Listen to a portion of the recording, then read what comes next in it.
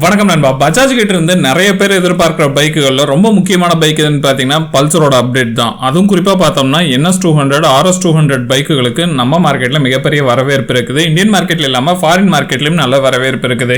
இந்த பைக்கை அப்படியே 400cc கன்வெர்ட் பண்றதுக்கு பஜாஜ் கம்பெனி ஒர்க் பண்ணிட்டு இருக்காங்க. அதுக்கான நிறைய விஷயங்கள் போயிட்டு இருக்குது.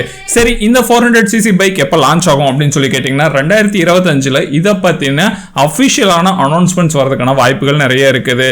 மேபி 2024 ரிலீஸ் பண்றதுக்கான வாய்ப்புகளும் நிறைய இருக்குது அப்படின்னு சொல்லியிருக்காங்க. பட் எனக்கு கிடைச்ச நியூஸ் படி பார்த்தோம்னா 2025ல தான் இதை பத்தின டீடைல்டான அப்டேட் வரப்போகுது அப்படிங்கறத சொல்லியிருக்காங்க. சரி, எப்படி இருந்தாலும் இந்த பைக் இந்த வருஷம் கடைசிக்குள்ள இல்ல அடுத்த வருஷம் ஸ்டார்டிங்ல இந்த பைக் லான்ச் ஆக போகுது அப்படிங்கிறது மிக முக்கியமான விஷயம். இதோட இமேஜஸ் வந்து நான் மேல போட்டுட்டு இருக்கிறேன். இது உண்மையான இமேஜஸ் கிடையாது. ஒருத்தர் இதோட டிசைன் அதுக்கப்புறம் பேட்டர்னை வச்சு ரெண்டர் பண்ணியிருக்காங்க. மேபி பைக் இப்படி இருக்கலாம் அப்படின்னு சொல்லிட்டு அந்த இமேஜஸ் தான் போட்டுட்டு இருக்கிறேன். இது ஜஸ்ட் ஒரு ரெஃபரன்ஸ்க்கு மட்டும்தான். எல்லாமே ஓகே. பஜாஜ் பல்சர் 400 எந்த இன்ஜினை வச்சு பவர் பண்ண போறாங்க அப்படின்னு சொல்லி கேட்டீங்கன்னா சிம்பிள் நண்பா. டியூக் 390 இன்ஜின் இருக்கு இல்ல, இப்போ ரீசெண்டா லான்ச் பண்ணாங்கல்ல, அந்த இன்ஜினை வச்சு தான் இந்த டைம் இதை பவர் பண்ண போறதா ஒரு அப்டேட் கிடைச்சிருக்குது. மேக்ஸ் டு மேக்ஸ் பார்த்தோம்னா 390 இன்ஜின் தான் இதுக்கு பக்காவா சூட் ஆகும். அப்படி சூட் ஆகிற மாதிரி இருந்துச்சுன்னா இந்த பைக்கோட பிரைஸ் கிட்டத்தட்ட பாத்தீங்கன்னா 4 lakhs வரைக்கும் இதோட பிரைஸ் வந்து கோட் பண்ணலாம் அப்படின்னு சொல்லியிருக்காங்க. பட் பஜாஜ் தரப்புல இருந்து ஏன்னா KTM டியூக்கே பார்த்தோம்னா உங்களுக்கு 3,65,000 கிடைக்குது.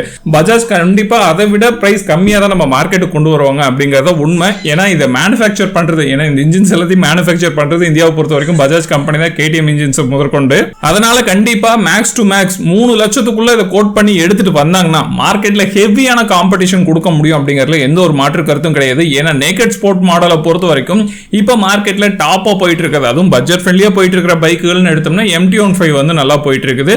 பல்சர் NS200 வந்து சூப்பரா போயிட்டு இருக்குது. இதுக்கு அடுத்த ஸ்டெப் அப்படின்னு பார்க்கும்போது எல்லாமே பயங்கர காஸ்ட்லியா இருக்குது. அந்த இடத்த பாத்தீங்கன்னா டார்கெட் பண்ணிட்டு இருக்காங்க பஜாஜ் கம்பெனி. ஒருவேளை அந்த இடத்துல போட்டி போட்டாங்கன்னா கண்டிப்பா ப்ராஃபிட் அப்படிங்கிறது வேற லெவல்ல இருக்கும், வேற லெவல்ல சேல்ஸும் இருக்கும் அப்படிங்கறத பஜாஜ் எக்ஸ்பெக்ட் பண்றாங்க.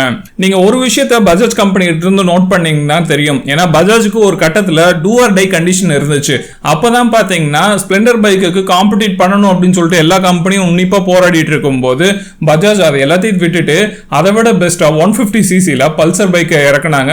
அதுவும் குறிப்பா இந்த ஸ்லோகனோட டெஃபினெட்லி மேல் அப்படிங்கிற ஸ்லோகனோட இது பக்காவா ஒர்க் அவுட் ஆச்சு. இன்னைக்கு மார்க்கெட்டை கான்குயர் பண்ணி இருக்கிற பைக் சீரிஸ் அப்படின்னு சொல்லி பார்க்கும்போது பஜாஜ் பல்சரோட சீரிஸ் தான் அந்த இடத்துல நின்றுட்டு இருக்குது. ஓகே நண்பா, இந்த பஜாஜ் பல்சர் 400 சீரிஸை பொறுத்த வரைக்கும் உங்களோட ஒப்பீனியன் என்ன? இது எந்த மாதிரி கொண்டு வந்தா இன்னும் சூப்பரா இருக்கும், எப்படி டிசைன் பேட்டர்ன் இருக்கணும் அப்படின்னு சொல்லிட்டு நீங்க எதிர்பார்க்கறீங்க அப்படிங்கறத மறக்காம கீழே கமெண்ட் செக்ஷன்ல பதிவு பண்ணுங்க. அடுத்த வீடியோல பார்க்கலாம். டாடா.